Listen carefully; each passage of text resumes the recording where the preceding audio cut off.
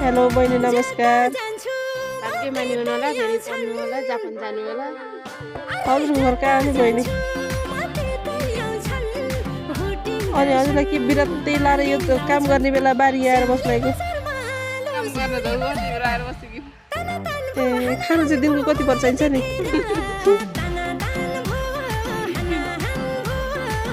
ए 3 time खाने मान्छेले 1 time काम गर्न सक्नुहुन्न।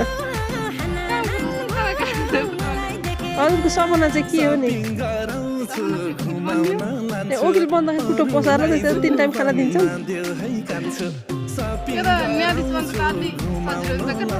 बिना धन केही नभन।